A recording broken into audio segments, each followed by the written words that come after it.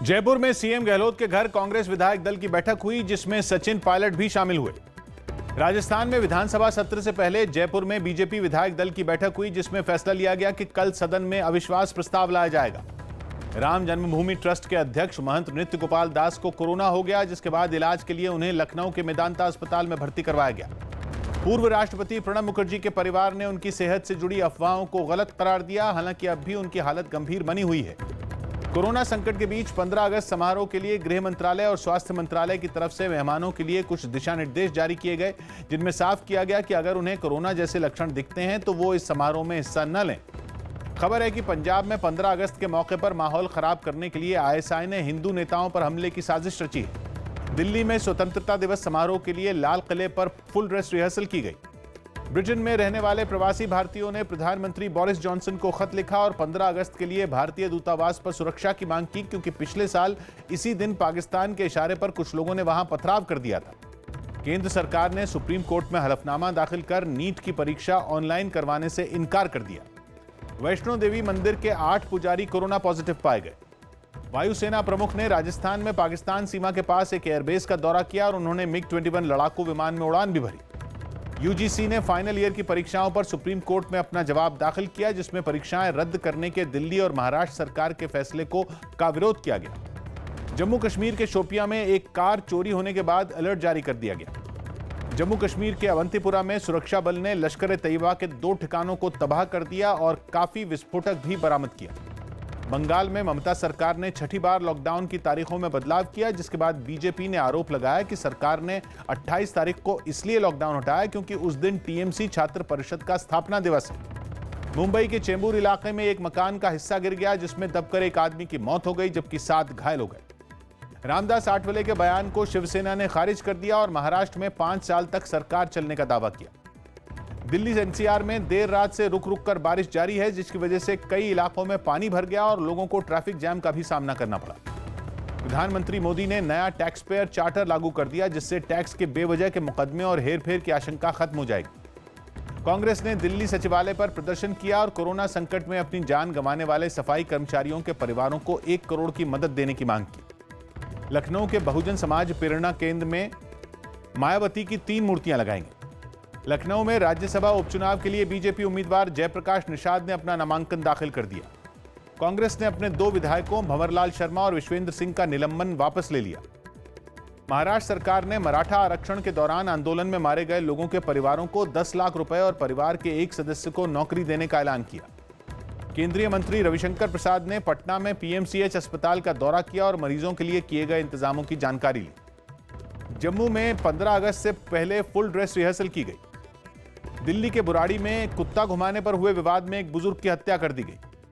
रिया चक्रवर्ती ने supreme court में हलफनामा दाखिल कर सुशांत केस मुंबई ट्रांसफर करने की मांग की। आरजेडी नेता तेजस्वी यादव ने बिहार के स्वास्थ्य मंत्री मंगल पांडे पर निशाना साधा और उन पर कोरोना टेस्ट के आंकड़े छिपाने का आरोप लगाया। मौसम विभाग ने मध्य प्रदेश के 8 जिलों में कल भी भारी बारिश की आशंका जताई। आम आदमी पार्टी ने पूर्व विधायक जरनैल सिंह को पार्टी की प्राथमिक सदस्यता से निलंबित कर दिया, क्योंकि उनके सोशल मीडिया अकाउंट से कुछ विवादास्पद धार्मिक पोस्ट की गई थी। यूपी के सुल्तानपुर में बारिश की वजह से दीवार गिर गई, जिससे 2 लोगों की मौत हो गई, जबकि 2 की हालत गंभीर है। पुणे में कई कोरोना मरीजों के होम आइसोलेशन की वजह से 8 कोविड केयर सेंटर बंद किए जाएंगे। दिल्ली पुलिस ने नवजात बच्चों को खरीदने और बेचने वाले एक गिरोह का पर्दाफाश किया और 5 लोगों को पकड़ा। मुंबई के कांदिवली इलाके में एक फैक्ट्री में आग लग गई, जिसमें काफी नुकसान हुआ। यूपी के बुलंदशहर में छात्रा सुदीक्षा भाटी की संदिग्ध हालात में हुई मौत के मामले में एसआईटी ने घर वालों से घटना की जानकारी जुटाई। हरियाणा में अगस्त के महीने में अब तक सामान्य से 52% कम बारिश हुई। नेपाल सरकार ने भारत से बातचीत के जरिए ही सीमा मामला सुलझाने का दावा किया। सीबीएसई 10वीं और 12वीं के कंपार्टमेंट की परीक्षाएं दिसंबर में करवा सकती है। केरल विमान हादसे की जांच 5 सदस्यों की एक टीम करेगी, जो 5 महीने में अपनी रिपोर्ट सौंपेगी। उत्तराखंड सरकार ने कोरोना फंड के लिए विधायकों का 30% वेतन काटने वाले अध्यादेश को मंजूरी दे दी। जम्मू कश्मीर के सभी जिलों में रविवार से धार्मिक जगहें खुल जाएंगी। केरल के राज्यपाल आरिफ मोहम्मद खान और सीएम पिनरई विजयन ने इडुक्की का दौरा किया, जहां वो जमीन हादसे के पीड़ितों से मिले। केरल के कोच्चि में अब दुबई से आए 2 यात्रियों से 45 लाख का सोना जब्त किया गया। पश्चिम बंगाल के आसनसोल में पुलिस ने काफी नशीले पदार्थ के साथ 5 आरोपियों को गिरफ्तार कर लिया। पश्चिम बंगाल के मालदा में टीएमसी नेता के अगवा बेटे का शव बरामद हुआ।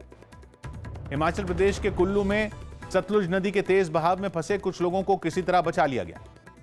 मध्य प्रदेश के सिवनी में 2 ट्रकों में हुई टक्कर के बाद उनमें आग लग गई, जिसमें जलकर ड्राइवर समेत 2 लोगों की मौत हो गई। खबर है कि बिहार सरकार कोरोना की वजह से जान गंवाने वाले लोगों के परिवारों को मुआवजा दे सकती है। राजस्थान के चुरू में शराब तस्करों के हमले में 2 पुलिस वाले घायल हो गए, जिसके बाद पुलिस ने 2 आरोपियों को गिरफ्तार कर लिया। उत्तर प्रदेश के अमेठी में पुलिस ने एक तस्कर से 502 कछुए बरामद किए। बेंगलुरु हिंसा के बाद लगाई गई धारा 144 अब 15 अगस्त तक जारी रहेगी और तब तक लोगों को घरों के अंदर ही रहने के निर्देश दिए गए। तमिलनाडु सरकार ने गणेश चतुर्थी के लिए खास दिशा निर्देश जारी किए, जिनमें सार्वजनिक जगहों पर मूर्ति स्थापना और विसर्जन के लिए रैली करने पर पाबंदी लगा दी गई।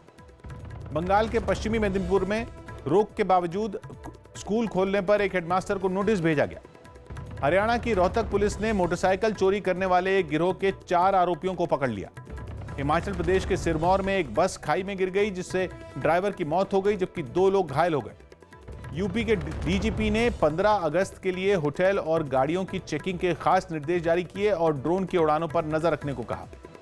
मणिपुर के इंफाल में सेना ने कोरोना योद्धाओं के सम्मान में कार्यक्रम आयोजित किया। तमिलनाडु के रामेश्वरम में लॉकडाउन के बाद काम नहीं होने की वजह से सैलून वालों ने सरकार से मदद मांगी। एनआईए ने आतंकी फंडिंग मामले में बारामूला में छापेमारी की। यूपी में स्मार्ट मीटर वाले घरों में बिजली गुल होने की जांच एसटीएफ करेगी। हरियाणा के रोहतक में एक गोदाम से करीब 2500 शराब की पेटियां बरामद की गई। कोरोना का टीका बनाने के रूस के दावे की WHO जांच करेगा। रूस के उप प्रधानमंत्री की कोरोना रिपोर्ट पॉजिटिव आई।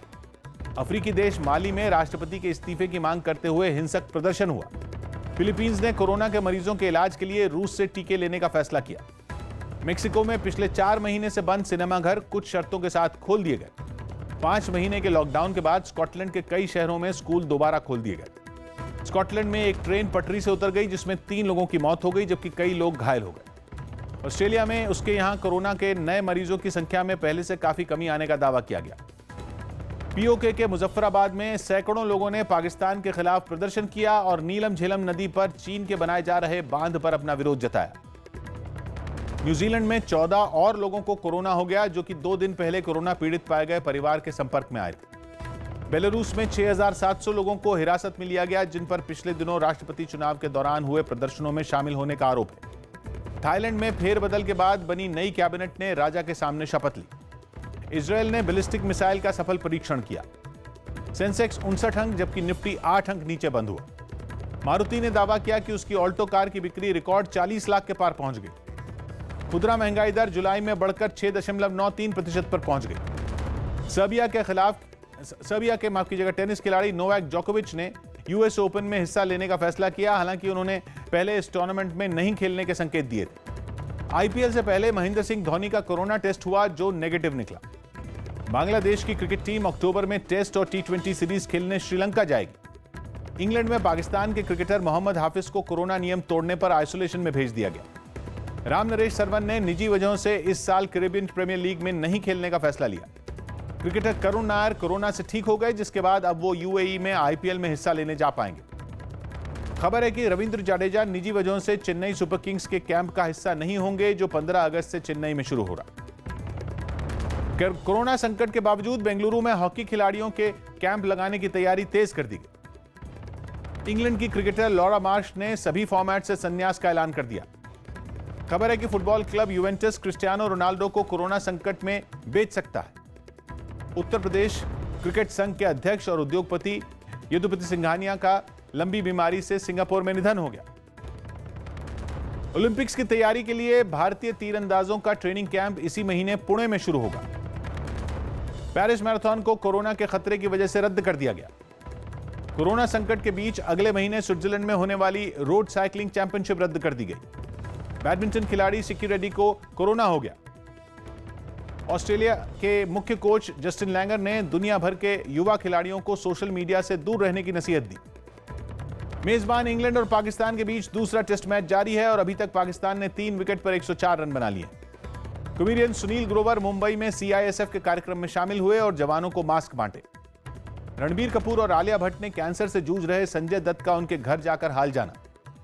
ऋतिक रोशन ने एक दिन पहले रिलीज हुई film Gunjan Saxena the Kargil girl की तारीफ की और फिल्म को देखकर भावुक होने की बात कही।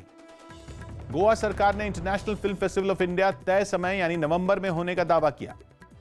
और खबर है कि अजय देवगन पहली बार यशराज